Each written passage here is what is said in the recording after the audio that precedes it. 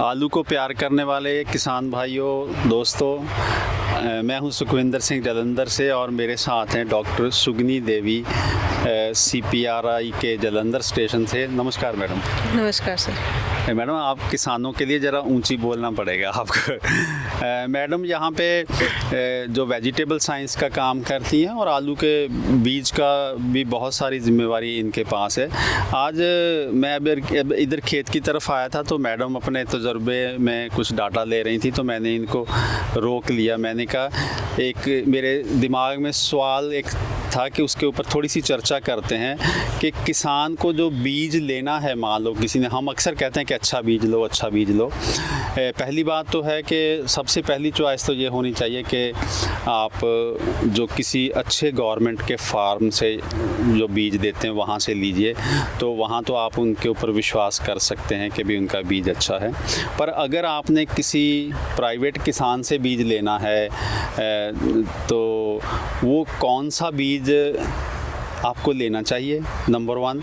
Number 2, वो बीज लेने की कब लेना चाहिए, तैयारी कब करनी चाहिए, तो उसके ऊपर चर्चा करते हैं। मैडम, पहले तो मुझे ये बताइए आप कि जो किसान है जिसने कभी अच्छा बीज इसके हाथ में बेचारे के आया ही नहीं है, तो उसने अगर अब नई ज़िंदगी शुरुआत करनी है, अपने आलू की पैदावार बढ़ाने के लिए खेती को सुधारना है, तो किस तरह का बीज उसको लेने के बारे में सोचना चाहिए?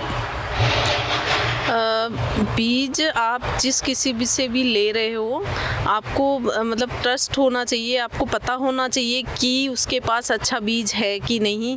तो वो कैसे पता चलेगा कि जिस किसी से भी हम बीज ले रहे हैं, चाहे वो हाईटेक से आया हुआ G1 G2 G3 कोई भी बीज हो, या वो जो रिवायती सिस्टम से हम प्रोड्यूस कर रहे हैं उसमें फाउंडेशन सर्टिफाइड कोई सा भी बीज हो, लेकिन जो बीज आपने ख़रीदना है आपको पता होना चाहिए कि मैं जिस किसी से भी बीज ले रहा हूँ क्या उसको बीज पैदा करना आता है कि नहीं आता है, या बीज उसकी क्वालिटी कैसी है। तो वो देखने के लिए मैं धीरे धीरे चलते हैं। मैं आपसे ये समझा कि जब आपने बीज लेना है, पहले तो आपको ये पता होना चाहिए कि क्या वो हाईटेक विधि वाला बीज है जिसको हम बोलते हैं G1 2 3 G4। एक तो वो तरीका हो गया जो टिश्यू कल्चर के माध्यम से बीज आता है।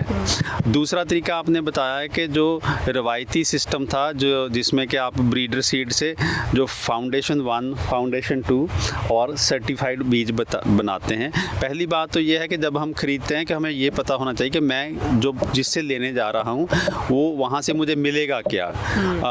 और जैसे अब पंजाब और हरियाणा में तो अब बहुत ज़्यादा मात्रा में G2 G3 और G4 वगैरह बिकने लग गया है, जो टिश्यू कल्चर के माध्यम से आता है। दूसरी स्टेट्स में जो अभी भी जो सर्टिफाइड या उस तरह का बीज मिलता है, जिसकी मात्रा अभी इतनी नहीं है कि कोई भी कहीं से भी जाके खरीद सके।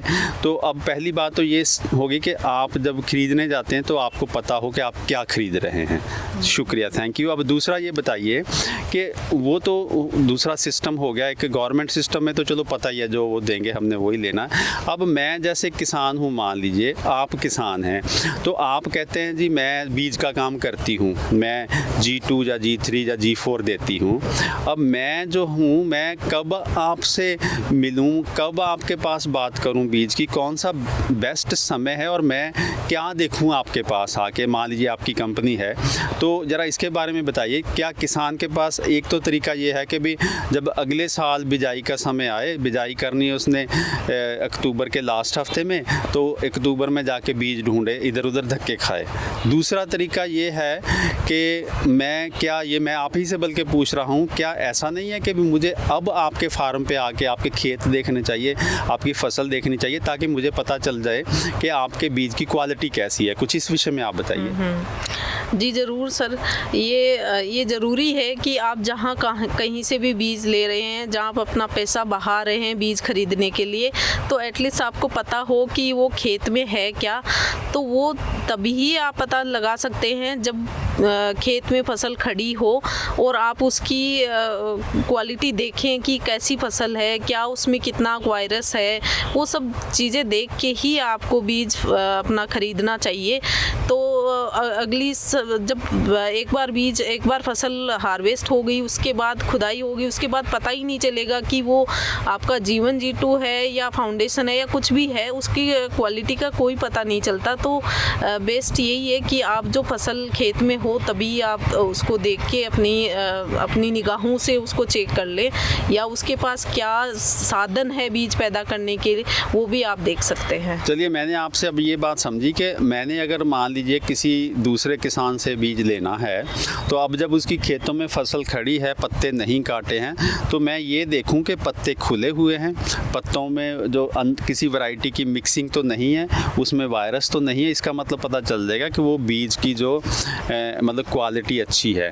और दूसरा, मैंने इस आपकी बात से ये समझा हूँ कि क्या मैडम ये नहीं है कि मैं उससे ये भी पूछूं कि भाई ये जो तू जिससे बीज पैदा कर रहा है वो बीज कहाँ से लिया था और उस बीज की कौन सी स्टेज थी, जरा इसके बारे में बताएं। जरूर सर, हमें पता करना चाहिए उससे कि क्या उसने, हो सकता है कि उसने मिनी ट्यूबर लगा के अपना जीवन G2 बनाया है, या उसने ब्रीडर सीड लेके फाउंडेशन सर्टिफाइड बनाया है। तो वो हमें पूरा पता करना चाहिए उसको, और कब क्या उसने बीज लगाने के टाइम और सारा जो प्रोसीजर, जो सीड प्लॉट टेक्निक है, जो बीज प्लॉट टेक्निक है, क्या उसने उसको फॉलो किया है कि नहीं, ये भी हमें ज़रूर पता करना चाहिए कि उसने बिजाई कब की है, उसमें क्या स्प्रे किया है, कब उसने पत्ते काटने हैं, वो सारा अगले को नॉलेज है कि नहीं, ये भी हमें मतलब उससे पता करना चाहिए। ये बात सही है। मान लीजिए उसने बिजाई ही गलत समय में की है, बहुत लेट बिजाई की है, उधर पत्ते काटे जाके जनवरी के एंड में या फरवरी के पहले दूसरे हफ्ते, या काटे नहीं, कई लोग तो पत्ते काटते ही नहीं हैं और उसी में से जो पैदावार होती बीज के नाम पे उसको बेचते हैं। इसका मतलब उसकी क्वालिटी तो पक्की बात है कि डाउन जाएगी, क्योंकि पत्ते नहीं काटोगे, इतने में चेपा आ जाएगा, चेपा उसमें वायरस फैला देगा और फिर वो आपको अगर बीज के तौर पे बेचा जाएगा तो इसका मतलब ये है कि वो तो बीज है ही, माना ही नहीं जाएगा। तो 2-3 बातें सीख ली कि यही समय है, इसी समय जाके जिनसे बीज लेना है उनके खेत देखे जाएं, ये जाना जाए कि उन्होंने कौन सी लेवल का बीज खुद बोया था। तीसरा, ये मैडम से हमने सीखा है कि जो उन्होंने जो बीज पैदा करने के नुस्खे हैं, जिसमें कि जो अक्टूबर 15 से 25 तक बिजाई करनी, उसके बाद उसमें स्प्रे करनी ताकि सफ़ेद मक्खी और तेला जो है या चेपा है उसमें वायरस ना फैलाए, और उसके बाद समय समय पे जो भी ज़रूरत है उसके ऊपर छिड़काव करना, और पत्ते काटने उस समय से पहले जब तक चेपा आ नहीं जाता। चेपा जैसे पंजाब में तो कहते हैं 31 दिसंबर तक पत्ते काट दो, यूपी में कहते हैं 10-15 जनवरी तक पत्ते काटने चाहिए, तो तभी बीज की क्वालिटी बनेगी। और बीज खरीदने के लिए, जैसे हमने पहले भी कई बार कहा है कि बीज खरीदने के लिए बीज पैदा करना आना चाहिए, टेक्निक पता होनी चाहिए, तभी आप अच्छा बीज खरीद पाएंगे। मैडम, कुछ और कहना चाहेंगी आप? बस ठीक है, किसानों से यही है हमारी उम्मीद है कि वो इस चीज़ को देखें, समझें और कुछ सीखें और लोगों तक अपनी जो भी नॉलेज है उसको पहुंचाएं। आप ये नहीं कहना चाहेंगी कि बहुत अच्छा बीज बहुत सस्ता कभी नहीं मिलता। अगर बहुत अच्छा बीज ढूंढेंगे तो बहुत सस्ता नहीं मिलेगा, उसके लिए आपको पैसा खर्चना पड़ता है। मैडम, आपका बहुत बहुत शुक्रिया। हम आपसे फिर इसी तरह कोशिश करेंगे कुछ ना कुछ हमारे किसानों के लिए सीखने के लिए, और आपके शुभकामनाएं। आप बहुत अच्छा काम कर रही हैं, हमें पता है, बहुत ट्रेनिंगों में आप इन्वॉल्व रहती हैं और बहुत तहे दिल से आप ये सेवा कर रही हैं। आपका बहुत बहुत शुक्रिया। धन्यवाद सर।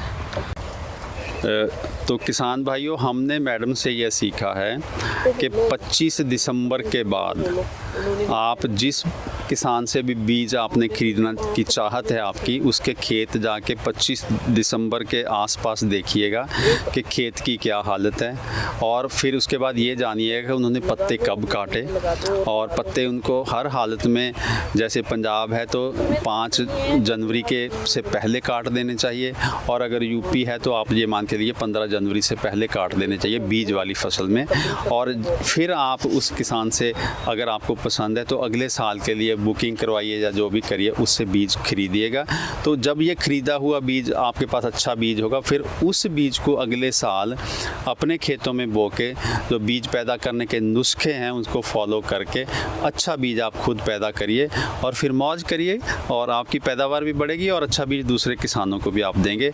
एक बार फिर मैडम का हम शुक्रिया करेंगे और आप सबका भी शुक्रिया इस वीडियो को देखने के लिए। Thank you. ये देखिए।